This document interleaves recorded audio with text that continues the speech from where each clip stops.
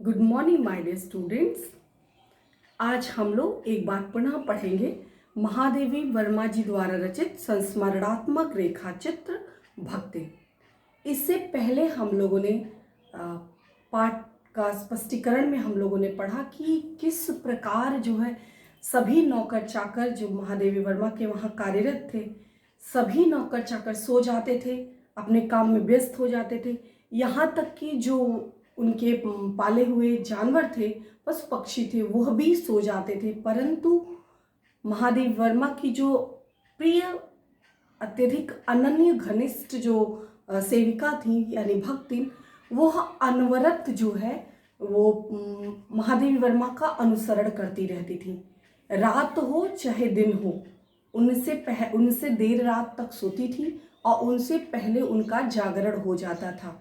कोई और भले उनकी आवश्यकताओं का ख्याल रखे या ना रखे, लेकिन भक्तिन हर वक्त जो है सतर्क चौकन्ना रहती थी उनकी सेवा करने के लिए। तो आज हम लोग को जो पाठ पर जो जहाँ से पढ़ना है सारांश, वह है पेज नंबर 78 का लास्ट पैराग्राफ। 2 लाइनें लास्ट पैराग्राफ हम शुरू करेंगे। उस पर आधारित कुछ महत्वपूर्ण यहाँ पर शब्दार्थ दिए हुए हैं। आप यहाँ से कुछ शब्दार्थ दिए, इसको देख लीजिएगा, और कुछ अन्य शब्दार्थ भी हैं बुक में, आप वहाँ से भी पढ़ सकते हैं। तो आइए देखते हैं। मेरे भ्रमण की भी एकांत साथिनी भक्तिन रही। महादेवी वर्मा बताती हैं कि जब भी मैं कहीं घूमने जाती थी, तीर्थ यात्रा करने इत्यादि जाती थी या कहीं भ्रमण के लिए जाती थी, तब मेरे एकांत की साथी, एकांत मतलब अकेलेपन की साथी, मेरा अकेलापन दूर करने के लिए जो मेरा हाथ बटाती थी, जो मेरे अकेलेपन को कम करती थी, वह थी भक्ति। बद्री, केदार आदि के ऊंचे नीचे तंग पहाड़ी रास्ते में जैसे वह हठ करके मेरे आगे चलती रहती, वैसे ही गांव की धूल भरी पगडंडी पर मेरे पीछे चलना नहीं भूलती। किसी भी समय कहीं भी जाने के लिए प्रस्तुत होते ही मैं भक्तिन को छाया के समान साथी पाती हूँ। लेखिका बताती है कि उनके बिना, भक्तिन के बिना उनका जो जीवन है वह अधूरा सा प्रतीत होता है।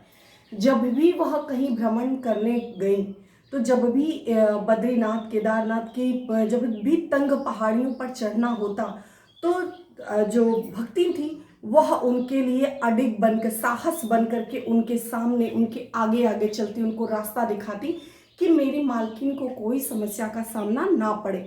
और गांव की पगडंडियों पे, पतली पतली रास्ते पे जहाँ धूल भरी आंधियाँ चलती रहती, वहाँ पर उनकी छाया बन के उनके पीछे चलती, ताकि मेरे मालकिन को किसी प्रकार की कोई समस्या ना हो, उनको किसी प्रकार उनके जो है धूल इत्यादि उनके ऊपर कोई नुकसान या हानि जो है वह ना पहुंचा पाए। तो इस प्रकार जो है लेखिका कहती है कि हर तरह जब भी मुझे कहीं जाना होता, जब भी मुझे कहीं कुछ करना होता, तो मैं अपनी छाया के रूप में भक्तिन को महसूस करती। मैं अपने आप को भक्तिन के बगैर अकेला महसूस करती कि मैं कुछ कर ही नहीं सकती। यदि भक्तिन का सहयोग ना हो, भक्तिन का सानिध्य मुझे ना मिले, तो मैं अपने बारे में कल्पना भी नहीं कर सकती, मैं कोई भी कार्य नहीं कर सकती। इतना मुझे भक्तिन की आदत से लग गई थी। युद्ध को देश की सीमा में बढ़ते देख जब लोग आतंकित मतलब भयभीत होना, तो युद्ध, यह जब देश में युद्ध चल रहा था उस समय की घटना का वर्णन करते हुए लेखिका बताती हैं कि युद्ध को देश की सीमा में बढ़ते देख जब लोग आतंकित हो उठे, तब भक्तिन के बेटी दामाद उसके नाती को लेकर बुलाने आ पहुंचे। नाती देखिए लिखा है, नाती किसको कहते हैं, यानी बेटी का पुत्र। तो बुलाने आ पहुंचे। बहुत समझाने बुझाने पर भी वह उनके साथ नहीं जा सकी। सबको वह देख आती, रुपए भेज देती, पर उनके साथ रहने के लिए मेरा साथ छोड़ना आवश्यक है, जो संभवतः भक्ति को जीवन के अंत तक स्वीकार न होगा। लेखिका बताती हैं कि किस प्रकार हम दोनों एक दूसरे से घुल मिल गए थे, आपस में कितना एक दूसरे के प्रति लगाव हो गया था, कि जिस समय युद्ध की विभीषिका चल रही थी, युद्ध की भयानक त्रासदी चल रही थी, उस समय भक्तिन के बेटी और दामाद उसकी सुरक्षा के को ध्यान में रख करके उसको गांव लिवा जाने आने आए। बहुत प्रयास किया, तरह तरह से समझाया, परंतु भक्तिन किसी भी हालत में यह स्वीकार नहीं कर सकी कि वह जो है वह लेखिका का सानिध्य छोड़ के जाए। तो वह सहयोग स्वरूप परिवार को, जो भी उसके गांव में परिवार रहते थे, उसके बेटी, उसके दामाद, उसके नाती, तो उन सबको पैसे भिजवा देती, बीच बीच में जाके मिल आती, लेकिन उनका साथ छोड़ करके गांव में जाके बसना यह उसको कदाचित स्वीकार नहीं था। क्यों स्वीकार नहीं था? क्योंकि अगर वह जाके गांव में रहती तो कहीं ना कहीं उसे लेखिका से दूर रहना पड़ता, जो कदाचित उसको स्वीकार नहीं था। यही सब उदाहरण है जिसके कारण कहा जाता है कि वह जो भक्तिन है उसका जो सेवा धर्म है वो हनुमान जी से प्रतिस्पर्धा करने में किसी तरह से एक रत्ती मात्र भी कम नहीं है।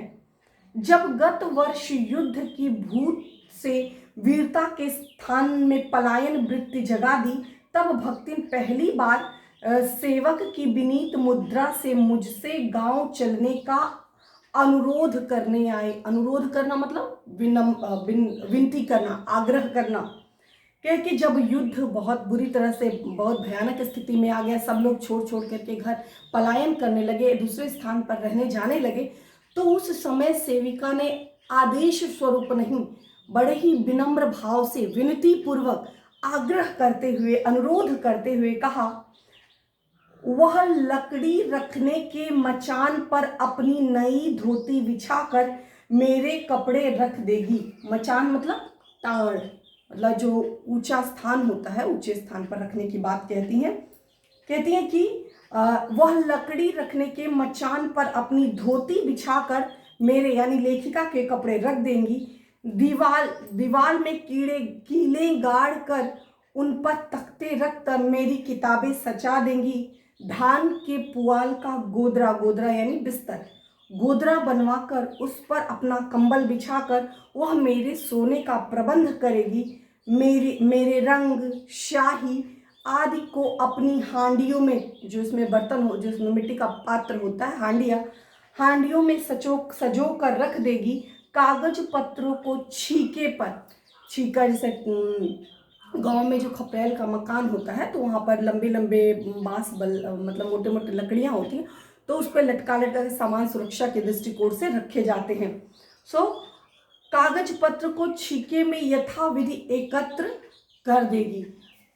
कहने का अभिप्राय क्या है कि जब लगने लगा कि अब यहाँ पर रहना सुरक्षा के दृष्टि से सही नहीं है और हर कोई छोड़ के जा रहा है, तो उस समय भक्तिन ने बड़े ही विनम्र भाव से विनती पूर्वक महादेवी वर्मा से आग्रह किया, लेखिका से आग्रह किया, आप मेरे गांव चलिए, मैं आपकी सुरक्षा का, मैं आपकी सुविधा का हर संभव प्रयास करूंगी, जहां तक हो सकेगा मैं आपकी हर सुविधा का ख्याल रखूंगी। उदाहरण स्वरूप उसने कई एग्जाम्पल भी दिए कि किस प्रकार मैं आपके पुस्तकों की सुरक्षा, किस प्रकार पुस्तकों के रखने का प्रबंध करूंगी, किस तरह आपके कपड़े, मैं अपने कपड़े बिछा करके उसके ऊपर आपके कपड़े रखूँ, कहीं से आपको किसी भी कीमत पे आपको किसी प्रकार की कोई असुविधा जो है वह नहीं हो पाएगी। तो रंग इत्यादि जो आप लिखती हैं, आप हर तरह की जो भी आपकी सुविधा चाहिए होगी वो सारी सुविधा का मैं प्रबंध करने के लिए तैयार हूँ। मेरे पास वहां जाकर रहने के लिए रुपया नहीं है। लेखिका ने बात को टालते हुए कहा कि मैं कैसे जाऊंगी और मेरे पास तो पैसे ही नहीं है, वहां पे रहना पड़ेगा तो पैसे की आवश्यकता पड़ेगी, पैसे तो मेरे पास है नहीं। तो लेखिका बात को टालना चाहती थी ताकि इसी बहाने भक्तिन का मूड बदल जाए। मेरे पास वहां जाकर रहने के लिए रुपए नहीं है, यह मैंने भक्तिन के प्रस्ताव के अवकाश न देने के लिए कहा था। अवकाश मतलब छुट्टी, कि किसी तरह से यह बात को मान जाए, पर उसके परिणाम ने मुझे विस्मित कर दिया। विस्मित मतलब आश्चर्यचकित। जो उसका परिणाम निकल के आया, रिजल्ट निकल के आया, उससे लेखिका पूरी तरह से आश्चर्यचकित हो गई। भक्तिन ने परम रहस्य का उद्घाटन करने की मुद्रा बनाकर और पोपले मुंह मेरे कान के पास लाकर हौले हौले यानी धीरे धीरे बताया कि मेरे पास 5 बीसी और 5 रुपया गड़ा रखा है, उसी से वह सब प्रबंध कर लेगी। फिर लड़ाई तो कोई अमरौती खाकर आई नहीं है। अमरौती मतलब अमर होकर के। जब लेखिका उनके सामने प्रस्ताव रखती हैं कि हम कैसे चलेंगे, मेरे पास तो पैसे ही नहीं, तो उस समय वह बड़े ही अनोखे अंदाज में, बड़े ही आश्चर्य भाव से वह अपना मुंह लेखिका के पास, कान के पास ले जाती हैं और बड़े ही अच्छे अंदाज से बताती हैं कि उनके पास कुछ रुपए गड़े हुए हैं जमीन के अंदर, उन्हें गाड़ करके सुरक्षित रखे हैं और वह उनके गाढ़े वक्त में, कठिन परिस्थिति में काम आएंगे। और जो यह लड़ाई हो रही है, यह लड़ाई कोई अमरौती खा करके तो आई नहीं है कि जीवन भर चलती रहेगी, अनवरत चलती रहेगी। कभी ना कभी तो इसका विराम होगा, और जब विराम होगा तो हम लोग पुनः वापस आ जाएंगे। जब सब ठीक हो जाएगा तब यहीं लौट आएंगे। भक्तिन की कंजूसी की प्राण पूंजीभूत होते होते पर्वताकार बन चुके थे, परंतु इस उदारता के डायनामाइट ने क्षण भर में ही उड़ा दिया। कह रही कि लेखिका बताती कि भक्तिन की कंजूसी की कहानी पूरी तरह से प्रसिद्ध थे, एकदम पर्वताकार रूप ले लिए थे। सब लोग उदाहरण स्वरूप सुनाते थे कि देखो भक्तिन कितनी जो है वह कंजूस है, लेकिन उसने इस उदारता का जो परिचय दिया, उस उदारता के आगे जो यह पर्वताकार, उसकी कंजूसी का जो पर्वताकार रूप था, यानी उसकी जो कंजूसी थी पूरी तरह से वह लुप्त हो गई। और उसकी उदारता को देख करके लेखिका जो है वह भाव हो उठती हैं। इतने थोड़े रुपए का कोई महत्व नहीं, परंतु रुपए के प्रति भक्तिन का अनुराग इतना प्रख्यात हो चुका था कि मेरे लिए उसका परित्याग मेरे महत्व की सीमा तक पहुंचा देता है। लेखिका बताती है कि पूरी तरह से यह प्रसिद्ध था, जग जाहिर था कि भक्तिन जो है रुपयों के प्रति कितना मोह रखती है, कितना प्रेम रखती है। रुपयों के प्रति उसका अगाध स्नेह है और वह रुपए मतलब किसी भी कीमत पर किसी को देने को तैयार नहीं होती। लेकिन जब मेरी बात आती है तो उस समय उतना बड़ा दिल दिखाते हुए वो कहती है, हालांकि उन पैसों का कोई बहुत महत्व नहीं था, उतने कम रुपए में कुछ होने वाले नहीं थे, लेकिन फिर भी कहती है कि वह रुपए भक्तिन के लिए प्राण तुल्य थे, वो बहुत ही मूल्यवान थे। लेकिन फिर भी वह मेरे लिए उन मूल्यवान रुपयों का भी त्याग करने को वह तैयार थी। तो यह स्थिति मेरे लिए बहुत ही भावुक थी, मुझे बहुत ही जो है वह संवेदनशील लगी मुझे बहुत ही, वो अपने आप में मुझे एक तरह से जो है कसमसाहट मेरे हृदय में उत्पन्न हुई, मेरे मन में तरह से अजीब सी भावना, भावुक परिस्थिति जो मेरे सामने उत्पन्न होने लगी। अंतिम पैराग्राफ देखिए, भक्तिन और मेरे बीच में सेवक स्वामी का संबंध है, यह कहना कठिन है। मतलब जब आती है तो भक्तिन इसी उद्देश्य से आती कि भक्तिन को एक नौकरी चाहिए और उनके वहाँ यह एक सेविका के रूप में नौकरी करती है। लेकिन लेखिका कहती है अगर यह कहा जाए कि मेरा और भक्तिन का जो संबंध है सेवक सेविका का है, तो यह पूर्णतः अनुचित होगा, ऐसा नहीं है, क्योंकि ऐसा कोई स्वामी नहीं हो सकता जो इच्छा होने पर भी सेवक को अपनी सेवा से हटा न सके, और कोई सेवक भी नहीं सुना गया जो स्वामी के चले जाने का आदेश पाकर अवज्ञा से हंस दे। अवज्ञा मतलब आदेश न मानना। तो कहती है कि मेरा और जो भक्तिन है आपस में सेवक सेविका का तो संबंध हो नहीं सकता। क्यों नहीं हो सकता? क्योंकि सेवक और सेविका का संबंध अगर होता तो मैं उसको आदेश स्वरूप निकाल सकती और वह मेरे डांटने पे वह चली जाती, लेकिन ऐसा नहीं था। वह मेरे डांटने पर भी, मेरे आदेश बोलने पर भी वह आदेश को नहीं मानती और हंस देती। तो मैं चाह कर भी उसको हटा नहीं सकती रही और वह हटने को भी तैयार नहीं थी। तो ऐसा जो है, ऐसा सेवक धर्म कोई भी जो है, कोई दास या कोई भी नौकर जिसको पैसे की चाहत होगी, पैसे की दरकार होगी, वह कभी भी व्यक्ति इस तरह का कार्य नहीं करेगा। कहीं ना कहीं उसका जो भक्तिन का मेरे प्रति जो अगाध प्रेम था, वह प्रेम ही हम दोनों को आपस में जोड़ करके रखता है। भक्तिन को नौकर कहना उतना ही असंगत मतलब जिसका कोई संगत नहीं है, साम्यता नहीं है। भक्तिन को नौकर कहना उतना ही असंगत है जितना अपने घर में बारी बारी से आने जाने वाले अंधेरे उजाले। यहाँ पे बताया गया है कि महादेव वर्मा ने किस प्रकार भक्तिन की साम्यता किन किन चीजों से की है। कहती है कि जिस प्रकार घर में अंधेरा और उजाला आता रहता है, आंगन में फूलने वाले गुलाब और आम को सेवक मानना। कहते हैं जिस तरह आम को हम सेवक नहीं मान सकते, पुष्प को सेवक नहीं मान सकते, अंधेरे उजाले को सेवक नहीं मान सकते, उसी तरह भक्ति को हम सेवक के रूप में कदापि स्वीकार नहीं कर सकते। ये भक्ति लेखिका के जीवन का एक अभिन्न हिस्सा है। वे जिस प्रकार एक अस्तित्व रखते हैं, कौन कौन, अंधेरा उजाला, आम के वृक्ष, गुलाब के पुष्प, तरह तरह के पुष्प, पेड़ पौधे, ये जो अपना अस्तित्व रखते हैं, जिसे सार्थकता के लिए हमें सुख दुख देते हैं, उसी प्रकार भक्ति का स्वतंत्र व्यक्तित्व अपने विकास के परिचय के लिए मेरे जीवन को घेरे हुए है। कहते हैं जिस प्रकार अंधेरे उजाले का महत्व है, अंधेरा आता है इसमें उजाला आता है, दुख आता है तो सुख आता है, तो उसी तरह जिस प्रकार इन चीज़ों का महत्व है, उसी तरह से भक्तिन का जो व्यक्तित्व है, वो भक्तिन का व्यक्तित्व कहीं ना कहीं वो मेरे इर्द गिर्द घूम करके रह जाता है, और वह उसके बिना मेरा अस्तित्व कहीं ना कहीं अधूरा है। मैं अपने आप को उसके बिना पूर्ण नहीं मान सकती। तो इस आधार पे मैं उसको कदापि नौकर की संज्ञा नहीं कह सकती, मैं उसको दास नहीं कह सकती। परिवार, पेज नंबर 80 देखिए। परिवार और परिस्थितियों के कारण स्वभाव से जो विषमताएं उत्पन्न हो गई, उनके भीतर से एक स्नेह और सहानुभूति की आभा फूटती है। सहानुभूति मतलब सह अनुभूति, अपने जैसा दर्द अनुभव करना, उसका दर्द मेरे दर्द से कहीं ना कहीं कुछ मेल खाता रहा, तो सहानुभूति सा अनुभव होना। इसी से उसके संपर्क में आने वाले व्यक्ति उसमें जीवन की सहज मार्मिकता ही पाते। ऐसा नहीं था कि भक्ति का व्यक्तित्व तो केवल मेरे लिए, जो भी उसके संपर्क में आता, कहीं ना कहीं उसके व्यवहार से वह प्रभावित हुए बिना वह नहीं रह पाता, जरूर उसके व्यक्तित्व से वह व्यक्ति प्रभावित होता। छात्रावास की बालिकाओं में से कोई अपनी चाय बनवाने के लिए देहली पर बैठी रहती, कोई बाहर खड़ी मेरे लिए बने नाश्ते को चख कर उसके स्वाद की विवेचना करती रहती। मेरे बाहर निकलते ही सब चिड़ियों के समान उड़ जाती और भीतर आते ही यथास्थान विराजमान हो जाती। इन्हें आने में रुकावट न हो, संभवतः इसी से भक्तिन अपना दोनों जून का भोजन सवेरे ही बनाकर ऊपर के अलमारी में रख देती और खाते समय चौके का एक कोना धोकर पाक छत के सनातन नियम से समझौता कर लेती।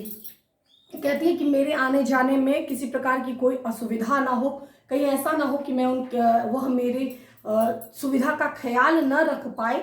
इन सब बातों को ध्यान में रखते हुए वह क्या करती कि साफ सफाई करके अपना दोनों जून का दोनों समय का खाना बनाकर एक बार रख देती, और जो है हर समय जो है लोगों के बीच में मिलजुल करके रहती, लोगों के साथ समय व्यतीत करती, हर कोई उससे कहीं ना कहीं वह लगा रहता, कोई ना कोई हमेशा आता रहता, कोई ना कोई इस तरह से उसके साथ छात्रावास की लड़कियों से वह घुली मिली थी।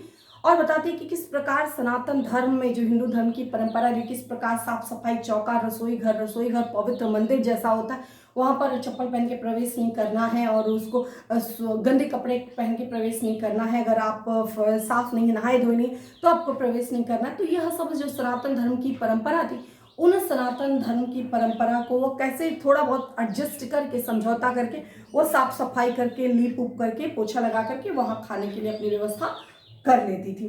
तो मेरे लिए वह कई जगह, कई स्थान पर वह समझौता करने के लिए भी तैयार थी।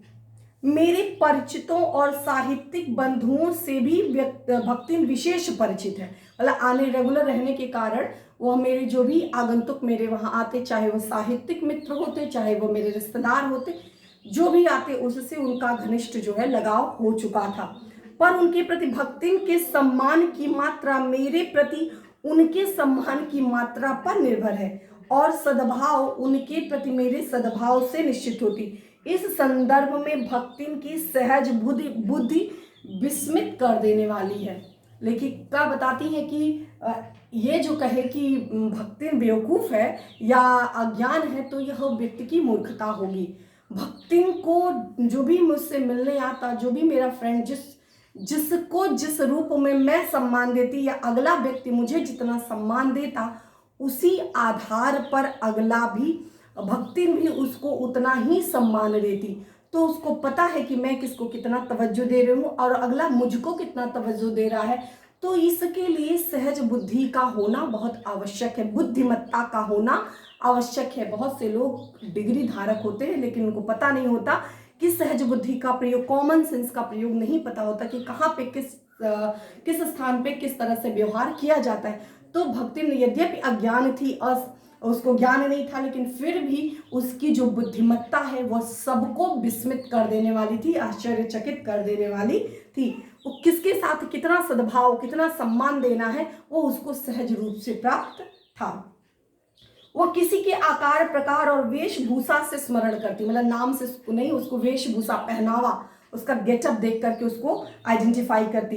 वह किसी के आकार, मतलब मोटा चौड़ा पतला, वेशभूषा कपड़ा देख करके स्मरण करती। और किसी को नाम के अपभ्रंश द्वारा, अपभ्रंश मतलब बिगड़ा रूप, अपभ्रंश मतलब उस किसी भी नाम को बिगाड़ करके, विकृत नाम, बिगड़ा रूप नाम को अपभ्रंश द्वारा कवि और कविता के संबंध में उसका ज्ञान बढ़ा है, कविता और कवि के विषय में उसका ज्ञान बढ़ा है, पर आदर भाव नहीं। वह कविता और जो कवि है, दोनों कविता और कवि के प्रति सम्मान, ज्ञान तो बढ़ा है कि हाँ हाँ ये भी कुछ चीज़ होती है, यह भी कुछ लिखा जाता है, पढ़ा जाता है, अच्छी चीज़ है, लेकिन जो आदर सम्मान है वह आदर सम्मान नहीं बढ़ा। किसी के लंबे बाल और अस्त व्यस्त वेशभूषा को देखकर वह कह उठती, का ओहो कविता लिखे जानत है, और तुरंत ही उसकी अवज्ञा प्रकट हो जाती। उसके शब्द मात्र से ही स्पष्ट हो जाता कि वह उस व्यक्ति के प्रति कितना उसके मन में आदर सम्मान का भाव है। क्या क्या ओहो कि मतलब क्या वो भी कवित्व यानी कविता लिख जानत है, यानी लिखना जानते हैं। तो इससे स्पष्ट हो जाता कि उस व्यक्ति के प्रति उनके मन में कोई भी सम्मान का भाव, अवज्ञा मतलब वही वाली बात कि अवज्ञा मतलब आदेश को ना मानने की बात प्रकट हो जाती। तब वो कुछ करी है धरी है ना, बस गली गली गौते बिजावत फिरी है। वह उनके विषय में अवज्ञा प्रकट करते हुए कहती, वेशभूषा को देख करके, उनके कार्य को देख करके टिप्पणी करती, तो क्या वो गांव गांव गली गली घूम करके गाते बजाते फिरेंगे? क्या यही उनका कार्य है? बस यही करते फिरेंगे? मतलब कि वह कविता और कवि की महत्ता को उतना, जो उसका ज्ञान है बढ़ा तो है, क्षेत्र तो बढ़ा है, लेकिन उसके प्रति जो आदर सम्मान है, उसकी जो उसके विषय में जो सम्मान होता है वो सम्मान उसकी वृद्धि नहीं हुई है। पर सबका दुख उसे प्रभावित करता है, पर सबका दुख उसे प्रभावित कर सकता है। विद्यार्थी वर्ग में से कोई जब कारागार का अतिथि हो जाता है, कारागार यानी जेल का, बताते कि वह ऐसा नहीं है कि वह मेरे प्रति ही संवेदनशील है या दुखी या भाव के मार्मिक होती, करुणा व्यक्त करती है। वो किसी भी, जो भी व्यक्ति दुखी है, अभाव है में है, कष्ट में, सबके प्रति उसके मन में जो है सहानुभूति का भाव उत्पन्न होता। तो जब भी कोई विद्यार्थी यानी स्टूडेंट किसी कारणवश जब कारागार यानी जेल में होता, उस समय जो आज़ादी का प्रसंग, आज़ादी की बात चल रही थी, बहुत से लोग ऐसे थे जो विद्यार्थी थे और देश की आज़ादी में अपना योगदान देने के लिए आगे बढ़े। तो जो भी अगर बच्चे किसी कारणवश उनको जेल जाना पड़ता, तो तब उस समाचार को व्यथित यानी दुखी मन से भक्तिन बीता भरे लड़कन का जेहल कलयुग रहा, तौन रहा, अब परलय हो जाए। उनकर माई यानी माँ, उनकी माई बड़े लाट तक लड़े का चाही। बड़े लाट तक मतलब कि जो भी जनरल ऑफिसर्स हैं, जो भी अंग्रेज के जो भी अधिपति हैं, उन लोगों से बड़े लाट से, मतलब उन लोग की माताओं को, जो विद्यार्थी किसी कारणवश जेल में जा रहे हैं उनकी माताओं को हर संभव प्रयत्न करना चाहिए, लड़ना चाहिए, बड़े लाट तक लड़े का चाही कहकर दिन भर सबको परेशान करती। बापू से लेकर साधारण व्यक्ति तब सबके प्रति भक्ति की सहानुभूति एक रस मिलती। मतलब वह केवल मेरे प्रति ही संवेदनशील नहीं होती, मेरे प्रति ही भावुक नहीं होती, वो और भी आसपास समाज में जिनके बारे में भी सुनती, जिसके बारे में इस तरह की कहानियाँ, प्रसंग सुनती, घटनाएं सुनती, तो वह भावुक होकर के इस तरह की का जो है विचार व्यक्त करते, जिसको सुन करके लोग जानते कि वह किस प्रकार अपनी व्यथा जो है, किस प्रकार वह व्यथित है और लोगों को परेशान करती कि लोगों उनकी माताओं को हर संभव प्रयास करके लड़ना चाहिए और अपने बेटे को स्वतंत्र कराने का प्रयास करना चाहिए।